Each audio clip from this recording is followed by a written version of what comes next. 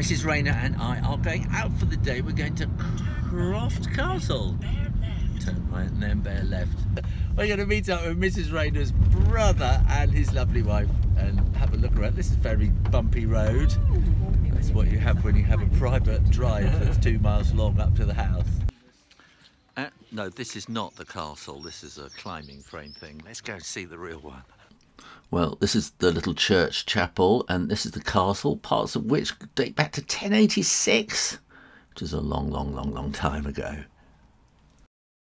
I spotted this drawing and thought, that's a bit strange. He looks dead, and in fact he is. It's Sir Richard Croft, who in 1817 was Queen Charlotte's midwife, and delivered a stillborn child, and he was so upset he went off and committed suicide, and this is the drawing that was done of him, a sort of a death drawing.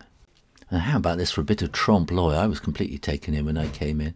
That's what the gold, shiny gold will do. But look, it's just painted. They look like real bosses when you come into the room. And pretty fabulous plasterwork ceilings too. And plasterwork on the fireplaces too. What? A dog's head?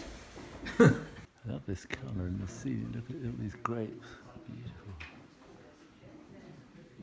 Now this is a classic National Trust teasel. Please do not sit here. Above the altar here there's been a lovely painting of clouds and stars and things which has obviously faded over the years. Another cherub. This is the tomb of Sir Richard Croft, and his wife Eleanor died 1509. Not sure what that creature is, and if this is him, I think he's showing the wound he had on his knee. And this painting could be a picture of my niece. Oh my goodness. Now this is what you call a throne. Look at this wonderful flushing handle.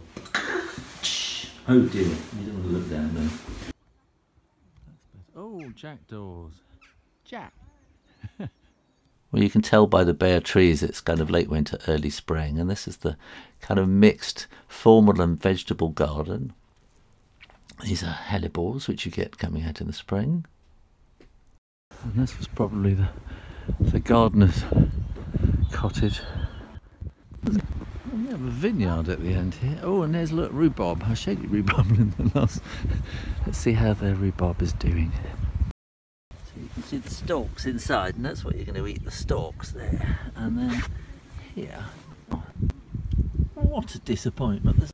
Oh, that's a shame. These are forcing pots which make the rhubarb grow up and up and up and up and give you rhubarb earlier in the season.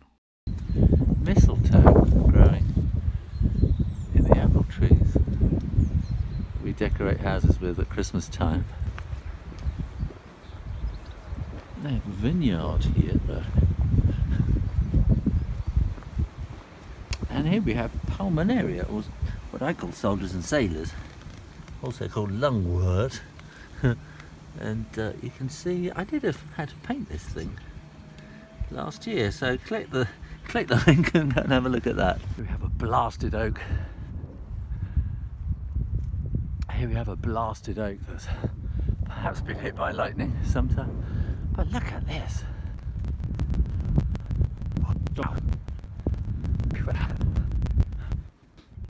Croft Castle has an extraordinary collection of chestnuts and oak trees, and the story is they're all lined up a bit like the battle formation of the Armada, and the story is that the chestnuts come from sweet chestnuts which were found in the ships of the Spanish fleet, and of course the oak trees represent the hearts of oak, the British ships made from oak trees.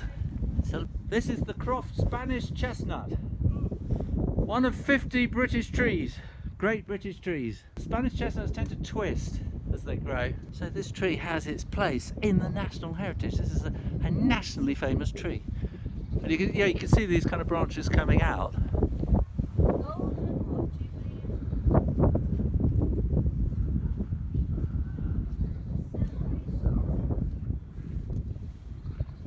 Not allowed to climb it, probably. Sometimes you just need to hug a tree. It gives you a feeling for the size of the whole thing. It is enormous. That's his brains falling out. holes up here for owls and woodpeckers. Look at that twisting around. It's a feature of the Spanish chestnut that they twist like this, and the angle of the twist apparently gets sort of more severe the older the tree, so it's kind of twisting and twisting the older it gets. But apparently the grain of the wood inside stays vertical, which is kind of weird, so it's obviously something on the outside that is twisting around the central core. Look at that, it's like a branch twisting around the side of it as well, the most extraordinary things. Now here we are with this fantastic scene, probably a lot of wind noise. And then this is what I don't get. Somebody's come along, their dog has done a poo. They picked it up in a plastic bag and gone and hidden it inside this log. Why? Why? Why? That's what my next book is all about. Well, this is the top. This is the top of the castle mound. So this would have been built, what, 2,000 maybe more years before BC, so this is like 4,000 years old. And you can see why they built it here, because you can see you can see them coming for miles. And over in this direction is Wales, although it wouldn't have been Wales then, this was all Britain in those days, and it wouldn't have been a quarry there.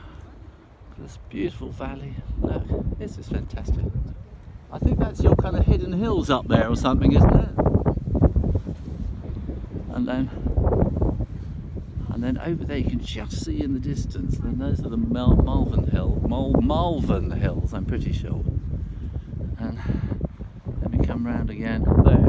I think that's Hay Bluff. And then these will be the Black Mountains in Wales. And that's why you would build a place here. You could see marauders coming for miles and miles and miles. There's a poem by Henry Wadsworth Longfellow called The Village Blacksmith, which starts, under a spreading chestnut tree the village smithy stands. The smith a mighty man is he, with large and sinewy hands, and the muscles on his brawny arms are strong as iron bands.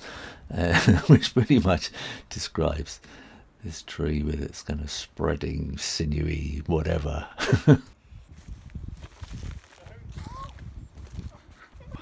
Oh my goodness! How'd you get in there? Do you feel like it's beating hard? Oh, absolutely.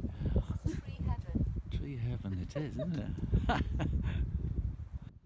The National Trust is a wonderful institution that's sort of saved all sorts of sort of historical things in this country, castles, land, views, all sorts of things. And I think the one thing that I would take away with me from Croft Castle, I've kind of pretty much forgotten the castle itself, but these trees are imprinted on my memory, these extraordinary trees. And I wonder what would happen if there hadn't been the National Trust. Would these have been cut down and the land turned into houses, or over to arable or something like that, or they'd just been left to rot? And I don't know. That's one thing we have to thank the National Trust for, looking after trees like these and caring. Thanks for watching, and you can support this channel and get so much more on my Patreon page. Click to find out more. Make sure you are subscribed to the Shoo Rayner Drawing channel on YouTube, and in the meantime, keep drawing, drawing, drawing. Practice, practice, practice, and I'll see you next time. You take care now. Bye bye.